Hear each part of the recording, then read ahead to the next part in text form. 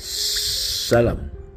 Isu yang ingin diperkatakan hari ini ialah berkaitan dengan pelantikan Ketua Polis Negara. Semua sudah sedia maklum bahawa pelantikan Ketua Polis Negara semalam ialah Datuk Seri Khalid Ismail, iaitu pengarah Special Branch, seperti yang dijangka-jangkakan melalui sumber yang kita dapat dari awal. Bermakna dengan pelantikan Datuk Seri Khalid Ismail ini bermakna timbalan Ketua Polis Negara Tan Sri Ayub dilompat sekali lagi dilompat dan tidak dipilih sebagai Ketua Polis Negara. Ini merupakan kali ketiga timbalan Ketua Polis Negara tidak dipilih sebagai Ketua Polis Negara. Dulu Tan Sri Nur Rashid juga dilompat oleh Tan Sri Fauzi, dan selepas itu Tan Sri Habib Bado juga daripada bersara pencen dibawa balik kembali ke Bukit Aman dan dilantik sebagai Ketua Polis Negara dan melompat timbalan Ketua Polis Negara dan sebagainya. Isunya, Tan Sri Ayub dilihat sebagai seorang yang amat lurus, baik hati dan mempunyai integriti yang tinggi di dalam pasukan polis di Raja Malaysia. Apabila seseorang yang telah diletak di situ selama 2 tahun setengah lebih sebagai timbalan Ketua Polis Negara dan digroom untuk jadi Ketua Polis Negara, tiba-tiba tidak dipilih, adalah merupakan satu hari yang amat sedih untuk pasukan polis.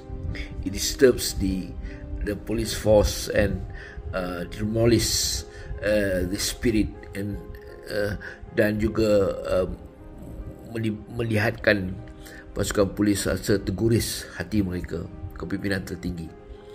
Perkara yang kedua ialah tanpa menidakkan keupayaan dan juga kelayakan Datuk Khalid Ismail Datuk Seri Khalid Ismail sebagai Ketua Polis Negara, perlu diperingatkan beliau telah pun pencen pada April yang lalu. Bermakna sekali lagi Menteri Dalam Negeri Datuk Saifuddin memilih orang yang telah pencen dan dikontrakkan 2 tahun untuk menjadi Ketua Polis Negara. Padahal kita masih lagi mempunyai ramai lagi bakat-bakat yang boleh diketengahkan menjadi Ketua Polis Negara.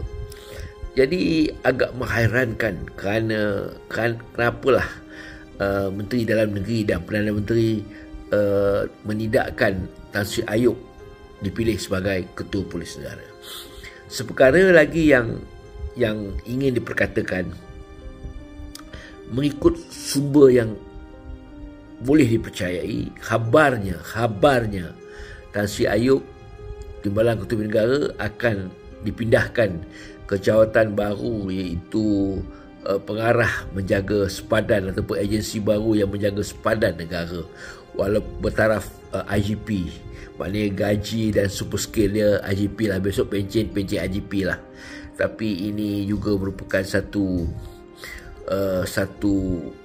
penurunan pangkat lah untuk Tan Sri Ayub.